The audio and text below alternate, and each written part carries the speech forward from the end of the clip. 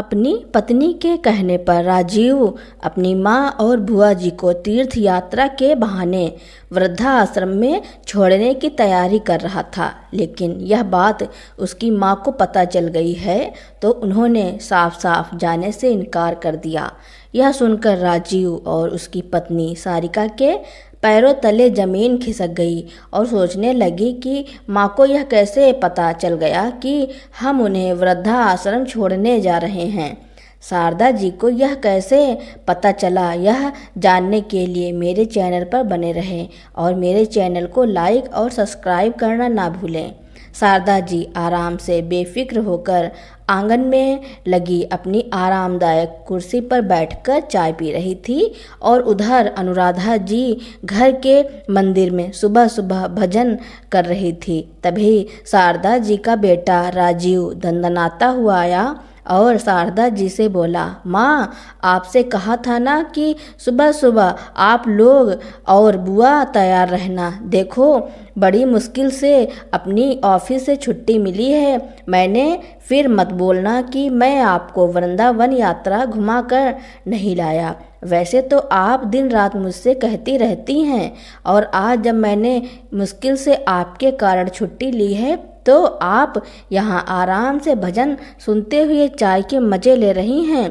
कल तक तो आप बड़ी चहक रही थी यात्रा पर जाने की बात सुनकर, फिर आज क्या हो गया?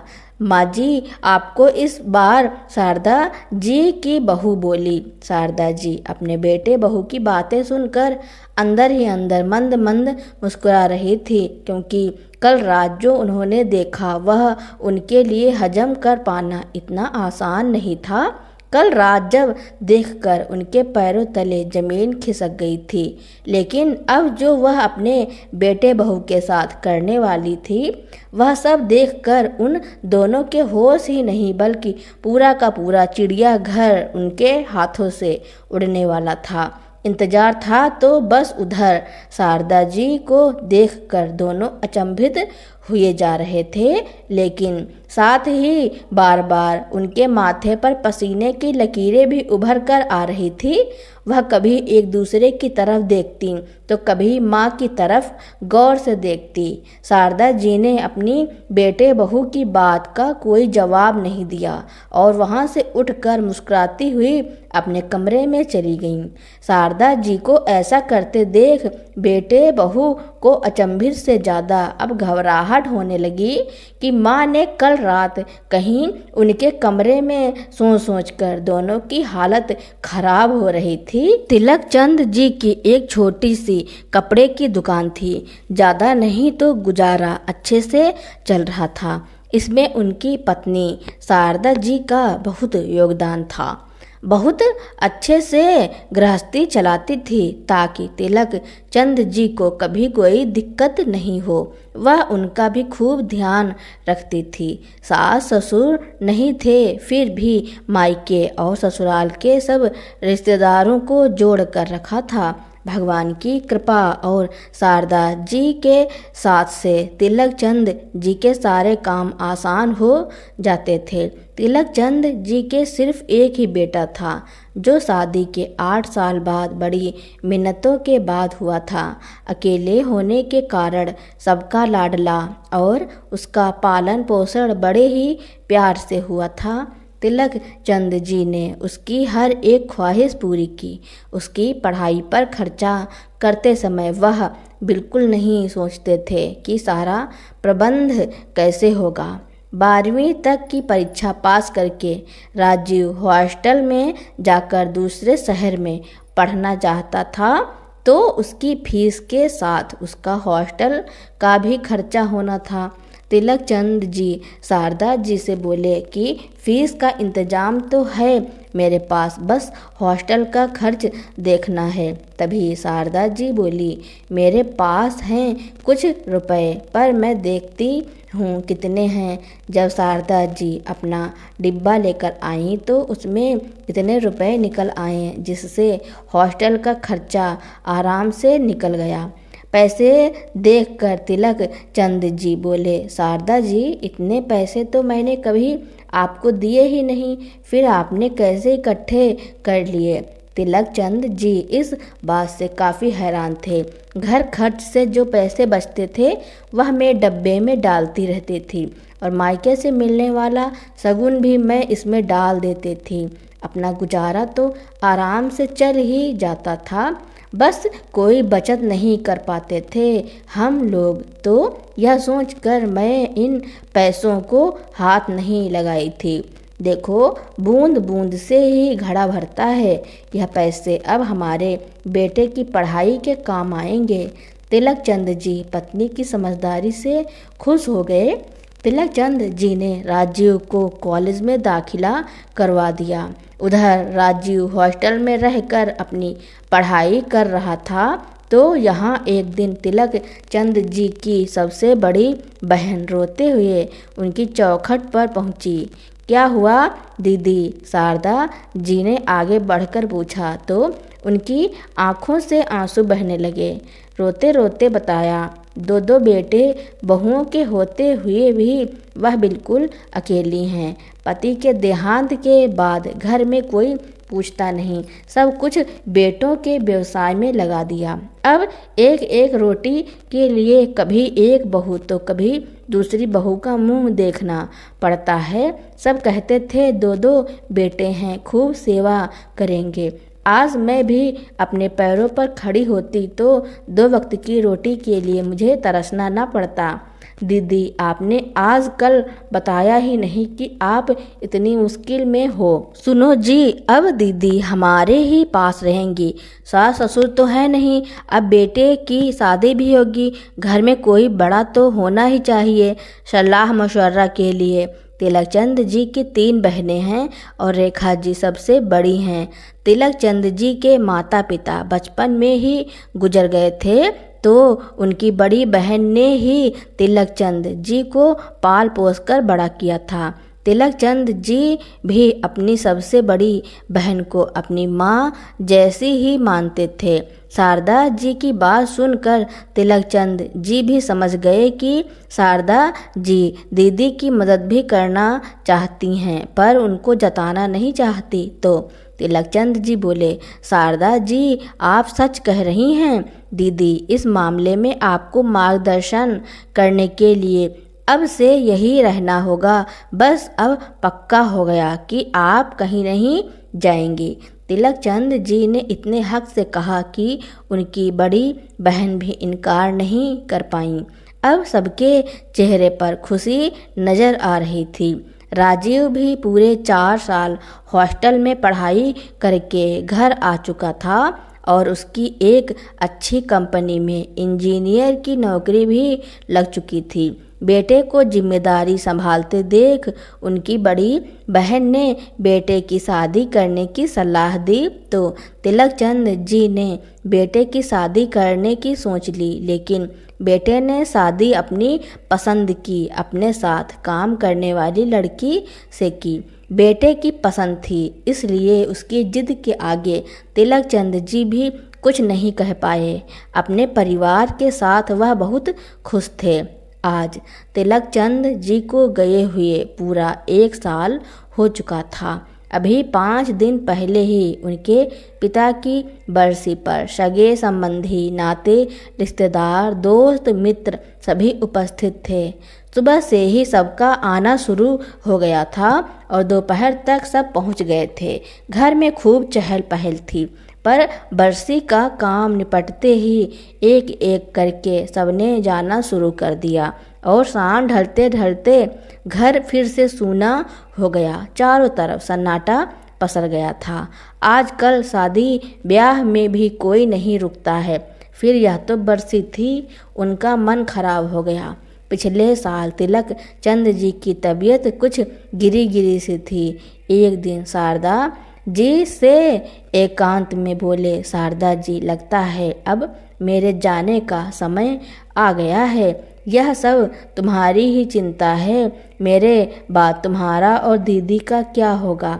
बेटे बहू तो अपनी ही जिंदगी में मस्त रहते हैं। पर उन्होंने उनकी इस बात को गंभीरता से नहीं लिया। शारदा जी ने सिर्फ यही सोचा कि इनके मित्र की अभी कुछ दिन पहले ही हुई है, इसलिए शायद उनके सदमे के कारण इस प्रकार बहकी बहकी बातें कर रहे हैं। पर यह क्या, उसके 2 दिन बाद ही वह इस दुनिया को छोड़कर चले गए। धीरे धीरे सब रिश्तेदार, सगे संबंधी एकत्र होने लगे और दोपहर तक अंतिम संस्कार कर दिया गया। इसी प्रकार शाम तक घर खाली हो गया और रह गए सिर्फ उनके बेटे बहू, जिनकी दुनिया अपने तक ही सीमित थी। शारदा जी के साथ साथ उनकी सबसे बड़ी ननद रेखा जी हमेशा उनके साथ रहती। यही सब सोचते सोचते कब शारदा जी की आंख लग गई पता ही नहीं चला। सुबह जब आंख खुली तो खुली खिड़की से गुलाबी धूप आ रही थी। उन्होंने सोचा, मैं इतनी देर तक सोती रही पर किसी ने उठाया ही नहीं। तभी मन में कुछ खटका। तिलक चंद जी को सुबह जल्दी उठने की आदत थी। सुबह 5 बजे से ही आवाज़ लगाना लगते थे, अरे भाई उठना नहीं है क्या, दिन निकलने वाला है। उनकी आवाज़ उन्हें उस वक्त खटकती थी। सुबह सुबह कितनी मीठी नींद आती है, वह खींच कर कहती हैं, आपकी आंखों में तो नींद ही नहीं है, ना खुद सोते हैं ना सोने देते हो, और बच्चों के उठने से पहले ही नहा धोकर पूजा पाठ कर लेते थे।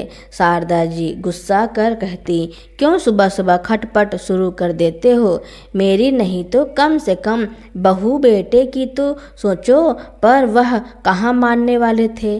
पूजा पाठ के बाद मध्य स्वर में टीवी लगा देते थे। किसी मधुर भजन या प्रवचन की आवाज़ कानों में पड़ती और वह तिलक चंद जी पर बड़ा गुस्सा करते थे। तब तक तिलक चंद जी अपना दूध और उनके लिए चाय का कप बनाकर ले आते थे। चाय दूध पीते हुए वे दोनों आपस में इधर उधर की बातें करते हुए अपने दिन की शुरुआत करते थे। पर इस बात पर भी वह अक्सर उन पर चीखा करती थी, आप क्यों इतनी सुबह से खटपट करने लगते हो, बहू है ना सब बना देगी, यह कोई बात हुई। चाय तक के लिए उन लोगों के उठने का इंतजार करो। अब यह 8 बजे तक नहीं उठेंगे तो हम 8 बजे तक चाय दूध का इंतजार में बैठे रहेंगे। अरे शारदा जी, आप सब छोड़िए और सुबह सुबह अपने पति के हाथ की चाय का मज़ा लीजिए। आखिर हमें भी तो मौका दीजिए आपकी खिदमत करने का। और हंसकर वह हमेशा शारदा जी को अपनी बाहों में समेट लेते थे तो शारदा जी का गुस्सा तुरंत शांत हो जाता था। शाम होते ही मित्रों का आना शुरू हो जाता था। जब से यह दिल के मरीज बने थे, मॉर्निंग वॉक ही छूट गई थी, पर शाम को उनके सारे मित्र जरूर मिलने आते थे। 5-5 दोस्तों की टोली थी। सभी मनमौजी, सभी रिटायर, सभी अपनी अपनी समस्याओं में उलझे हुए। कोई पत्नी की बीमारी से परेशान तो कोई अपनी बीमारी से, कोई पत्नी के बिना अकेलापन से तंग तो कोई बेटे बहू से। सब समस्याओं से दूर यह समय उनका अपना होता है, एक दूसरे से कहने और एक दूसरे की सुनते। उनकी बातचीत से शारदा जी को भी बाहर की दुनिया का ज्ञान हो जाता था, क्योंकि वह लोग अपनी ही नहीं पूरे समाज की बातें किया करते थे। पर पता नहीं क्यों इन मित्रों का हंसना बोलना शारदा जी को खींच जाता था। लेकिन अगर किसी दिन कोई ना आए तो फिर उन्हें उनका इंतज़ार भी होता था, और उनमें से किसी के ना आने पर तिलक चंद जी से उनके विषय में अवश्य पूछती। तिलक चंद जी जब भी अपने और दोस्तों से फ़ोन पर घंटों बतियाते तो वह हमेशा उनसे चिढ़ जाती थी। क्या आप भी ना सारा दिन इधर की उधर बातें किया करते हो, इसीलिए फ़ोन घुमाते रहते हो। शारदा जी, फ़ोन ही तो हम बुजुर्गों का सहारा है, वरना किसके पास हमारे लिए इतना समय है कि हम बुजुर्गों के पास बैठे हमारी बातें सुने। बहस करके वह हमेशा कहते थे कितने सही थे। वह स्वयं फ़ोन करते थे तो इधर उधर से फ़ोन आते भी थे। अब तो वह फ़ोन की घंटी को भी तरसती थी। हाँ, कभी कभी कोई फ़ोन कर लेता था उनके पास हालचाल जानने के लिए। बाकी सबके पास अपने अपने मोबाइल हैं, सब उस पर ही बात कर लेते हैं। फिर बच्चों के पास कहाँ समय कुछ वक्त बिताने के लिए। उनके साथ बेटा भी सुबह का गया शाम को ही थका हारा घर आता है। बहू गृहस्थी के बाद फ़ोन में उलझी रहती है, किसी के पास समय ही नहीं। फिर शारदा जी बहू को कुछ ज़्यादा कहती भी नहीं हैं, और शिकायत करें भी तो किससे करें जब उनके दिल की सुनने वाला ही हमेशा के लिए उन्हें छोड़कर चला गया। लेकिन तिलक चंद जी के जाते ही धीरे धीरे बहू बेटे के स्वभाव उनके प्रति बदलता जा रहा था। अभी कल की ही बात है, जब शारदा जी अपने कमरे में थी और राजीव ऑफिस से आते ही माँ माँ करके चिल्लाने लगा। शारदा जी कमरे से बाहर आईं। क्या बात है बेटू, ऐसे क्यों चिल्ला रहे हो? माँ, कितनी बार कहा है मुझे बेटू ना कहा करो। अब मैं बहुत बड़ा ऑफिसर हूँ, कोई सुनेगा तो मजाक बन जाएगा। नाराज ना हो बेटा, भूल जाती हूँ, उम्र का तगाजा है। अब बता क्या हुआ, क्यों मुझे ऐसे बुला रहा था? कोई लॉटरी लग गई है क्या? यही समझ लो, मेरे लिए नहीं आपके लिए। कल हम द्वारिका जा रहे हैं, सुबह कार से निकलेंगे। बहुत दिनों से आपका मन था किसी धार्मिक जगह की यात्रा करने का। इस समय ऑफिस में ज़्यादा काम नहीं है, मैंने सोचा आपको बुआ को घुमा लाऊं। समय कम है, तैयारी कर लेना आप दोनों। अरे वाह बेटा, बड़ा मज़ा आएगा, कितने समय बाद पूरा परिवार साथ होगा। अरे माँ, हम तीनों ही जा रहे हैं। सारिका और बच्चों को ऐसी जगह जाना पसंद नहीं है, फिर बच्चों की परीक्षाएं भी आने वाली हैं। अच्छा बेटा, जैसी उनकी इच्छा, तेरे जैसा बेटा भगवान सबको दे। मन में एक इच्छा थी धार्मिक स्थलों की यात्रा करने की, पता नहीं ऊपर से कब बुलावा आ जाए। पहले घर की जिम्मेदारी और पैसों की तंगी, फिर तेरे बाबू जी के बीच राह में साथ छोड़ देने से लगता था कि इच्छा अधूरी ही रह जाएगी। माँ, आप छोड़ो उन सब बातों को, आप तो जाने की तैयारी करो। अच्छा बेटा, जुग जुग जियो, कहकर शारदा जी चहकती हुई अपने कमरे में जा रही थी। मोहन के कारण काम इतना आसान हो गया, नहीं तो कुछ कुछ कानों में बेटे की बुदबुदाने की आवाज़ आई तो क्या काम आसान हो गया? जाते जाते रुक गईं। कुछ नहीं माँ, राजीव घबराते हुए बोला। बेटा, तू तो ऐसे घबरा रहा है जैसे तेरा कोई राज खुल गया हो। कुछ नहीं माँ, बस अचानक से पूछकर आपने डरा दिया। ऑफिस के किसी काम की बात है। अच्छा बेटा, एक बात पूछनी है, अचानक याद आई। क्या माँ, कितने दिनों के लिए जाना है यह पूछना था, ताकि उसी हिसाब से कपड़े रख लें। राजीव एकदम से बोला, जितनी मर्जी हो रख लो, अपनी कार में ही तो जा रहे हैं। ठीक है बेटा। शारदा जी ने जाकर रेखा जी को भी बताया तो वह भी बहुत खुश हो गईं। रात के करीब 2 बज रहे थे, उन्हें काफ़ी प्यास लगी थी। देखा तो कमरे में पानी नहीं था। आज कमरे में पानी रखना भूल गई थी, इसीलिए वह पानी लेने रसोई की तरफ जा ही रही थी। अरे, यह बेटे के कमरे से इतनी रात को बातों की आवाज़ आ रही है। वैसे किसी की बातें सुनना अच्छी बात नहीं है, पर आज इतनी रात को बात कर रहे हैं, ज़रूर कोई टेंशन की बात है जो मुझे बताना नहीं चाहता। शायद अपनी माँ को चिंता में नहीं देखना चाहता, इसलिए नहीं बताया। वैसे वह आज कुछ घबराया हुआ था। सुनिए, मम्मी जी को शक तो नहीं हुआ ना? सारिका ने पूछा। बिल्कुल भी नहीं, मैंने कच्ची गोलियां थोड़ी ही खेली हैं। कल से हम आज़ाद हैं। माँ और बुआ जी को घुमाने फिराने के बहाने से वृद्धा आश्रम छोड़ दूंगा। आपने तो कमाल कर दिया, जायदाद तो पहले ही अपने नाम करवा ली धोखे से। सारिका, यह सब तुम्हारे कारण ही हुआ है। थोड़ा धीरे बोलिए, मम्मी जी ना उठ जाएं, उनके कान बड़े तेज हैं। वैसे भी कहते हैं ना कि दीवारों के भी कान होते हैं। ठीक कह रही हो, वैसे भी सुबह जल्दी उठना है। इतना बड़ा धोखा। बेटा, तू तो बड़ा दोगला है। नहीं मालूम था कि बहू की तरह तेरे भी दो चेहरे हैं। मैं तो नहीं जाऊंगी, यह मेरा घर है। देखती हूँ कौन मुझे निकालेगा। सरकार ने हम बुजुर्गों के लिए भी कुछ कानून बनाए हैं। तभी बेटे के चिल्लाने की आवाज़ से शारदा जी की तंद्रा टूटी। माँ, क्या चल रहा है आपके दिमाग में? हमें कुछ समझ में नहीं आ रहा। क्यों कब से पहेलियाँ बुझा रही हैं? और जब आप जाना ही नहीं चाहती थी तो मुझसे मेरे ऑफिस की छुट्टियाँ क्यों करवाईं? शारदा जी इतनी देर बाद अपनी चुप्पी तोड़ते हुए बोली, बेटा, बड़ी जल्दी है मुझे वृद्धाश्रम भेजने की। शारदा जी की बात सुनकर बेटे बहू ऐसे हो गए जैसे काटो तो खून नहीं। और घबराते हुए सारिका बोली, क्या कह रही हैं मम्मी जी? दिमाग में किसी ने कुछ भर दिया है क्या? लगता है रात को टीवी पर एकता कपूर का कोई सीरियल देख लिया है।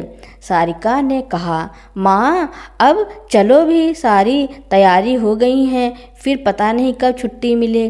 देखो तो कितना दिन चढ़ गया है। आपकी खुशी के लिए द्वारिका जा रहा हूँ और तुम उल्टी सीधी बातें कर रही हो। मेरी खुशी के लिए बेटा, या अपनी खुशी के लिए? मुझे और बुआ जी को वृद्धाश्रम छोड़ने जा रहा है। क्यों बहू, सही कह रही हूँ ना? क्या कमी रखी थी हमने तुम लोगों के लिए? मैंने हमेशा बहू को बेटी माना। कोई भी सास बहू को बेटी मान ही नहीं सकती। सारिका ने एकदम से आंखें दिखाते हुए कहा, अगर रात में पानी खत्म नहीं होता तो तुम्हारी सच्चाई मुझे पता ही नहीं चलती। शारदा, तुम यह क्या कह रही हो? क्या यह सच है? हाँ दीदी, रात को इसलिए नहीं बताया आपको क्योंकि आप परेशान हो जाती। आप कह दीजिए इनसे कि हम कहीं नहीं जा रहे हैं, बल्कि जाएंगे तो यह घर अभी भी तिलक चंद जी का है। कोई हमें यहाँ से नहीं निकाल सकता, पर मैं इन लोगों को अवश्य निकाल सकती हूँ। मुझे भी थोड़ी बहुत अपने अधिकारों के बारे में पता है। भोली जरूर हूँ लेकिन नासमझ नहीं हूँ। इसलिए तुम दोनों अपना बोरिया बिस्तरा बांधो और निकल जाओ यहाँ से। मम्मी जी, ज़्यादा बोलने की ज़रूरत नहीं है। अब सब कुछ हमारे नाम पर है। यही तो गलती कर दी बेटा तुम लोगों ने। खुशी खुशी मांगते तो मैं तुम्हें दे देती, पर अब गलती की है तो सज़ा भी तो मिलनी चाहिए ना। क्यों दीदी? शारदा जी अपनी बड़ी ननद रेखा जी से बोली। इतने में तिलक चंद जी के दोस्त का बेटा कमल भी वहाँ पहुँच गया, जो कि एक वकील है। आते ही उसने शारदा जी और बुआ जी के पैर छूकर उन्हें प्रणाम किया। शारदा जी ने सारी बात कमल को बताई तो उसे भी राजीव और सारिका पर बहुत गुस्सा आया। राजीव, मुझे तुमसे ऐसी उम्मीद नहीं थी कि अंकल जी के जाते ही तुम आंटी जी और बुआ जी के साथ ऐसा करोगे। यार, लेक्चर मत दे। यह बता यहाँ क्यों आया है? मुझे आंटी जी ने ही बुलाया है। तुम दोनों के खिलाफ धोखे से कागजात साइन करवाने और भरण पोषण का तुम दोनों पर केस दर्ज करवाना चाहती हैं। यह सुनकर तो बेटे बहुओं के पैरों तले जमीन खिसक गई। माँ, ऐसा कैसे कर सकती हैं? हम कहाँ जाएंगे माँ? मैं तो तुम्हारा बेटा हूँ। कौन सा बेटा? जिसने मुझे धोखे से जायदाद के पेपर पर साइन करवा कर वृद्धाश्रम भेजने की योजना बनाई थी। तभी सारिका शारदा जी को गुस्से में हाथ पकड़कर दांत पीसते हुए बोली, बुढ़िया, तुझे तो मैं अभी बताती हूँ। तू हमें जेल भेजेगी और जो भी है सब कुछ हमारा ही तो है। अपनी सास से ऐसा बर्ताव करते देख रेखा जी में आज जाने कहाँ से इतनी शक्ति आ गई कि उन्होंने खींच कर 2 तमाचे सारिका के गाल पर जड़ दिए। बुआ, दादी, आप कौन होती हैं हमारे मामले में बोलने वाली? राजीव ने एकदम से भड़कते हुए कहा तो शारदा जी ने बेटे के गाल पर एक तमाचा जड़ दिया। तेरी हिम्मत कैसे हुई उनसे इस तरह की बात करने की? और वह इस घर की सदस्य हैं, सबसे पहले हक उन्हीं का इस घर पर है। तुम दोनों अभी के अभी मेरी नज़रों के सामने से दूर हो जाओ, वरना मैं भूल जाऊंगी कि मैंने तुम्हें अपनी कोख से जन्म दिया है। अगर एक माँ ममता की मूरत है तो अन्याय का सामना करने के लिए उसे काली बनने से भी कोई नहीं रोक सकता। अपनी माँ का ऐसा रूप देखकर और जेल जाने के डर से राजीव शारदा जी के पैरों में गिरकर माफ़ी मांगने लगा। माँ, मुझे माफ़ कर दीजिए, मुझसे बहुत बड़ी गलती हो गई। लेकिन शारदा जी ने दोनों को माफ़ करने से साफ इनकार कर दिया और बेटे बहू को वहाँ से धक्के मारकर घर से बाहर निकाल दिया। दोनों अपनी गलती का पछतावा लिए वहाँ से चले गए। शारदा जी ने उनके जाने के बाद ऊपर के 2 कमरे किराए पर उठा दिए, जिसे उनका खर्चा आसानी से चल जाता था। शारदा जी ने अपने आराम के लिए एक नौकरानी को रख लिया, जो कि घर का काम किया करती थी, जिससे शारदा जी और रेखा जी को आराम हो जाती थी। जब शारदा जी का कोर्ट में केस पहुंचा तो जज ने ऐसा मामला देखा तो जल्द से जल्द इसका फैसला करने का निर्णय लिया। हालात को देखते हुए शारदा जी के बेटे बहू को सजा के तौर पर जुर्माना भरना था। जो ज़मीन और जायदाद घर अपने नाम धोखे से करवा लिया था, उसको भी शारदा जी के नाम करने का आदेश दिया गया था। अब बेटे और बहू को मजबूरन जुर्माना भी भरना पड़ा और ज़मीन जायदाद अपनी माँ के नाम करना पड़ा था। तो दोस्तों, शारदा जी ने अपने बेटे बहू को सबक सिखाने के लिए जो किया उसके बारे में आपका क्या कहना है और यह कहानी आपको कैसी लगी कमेंट में ज़रूर लिखना। मेरी कहानी सुनने के लिए आपका बहुत बहुत धन्यवाद। ऐसी ही कहानियाँ सुनने के लिए मेरे चैनल को लाइक, कमेंट, शेयर, सब्सक्राइब एवं बेल आइकन का बटन दबाना ना भूलना, ताकि मेरी नई नई कहानियाँ आप तक पहले ही पहुँचती रहें।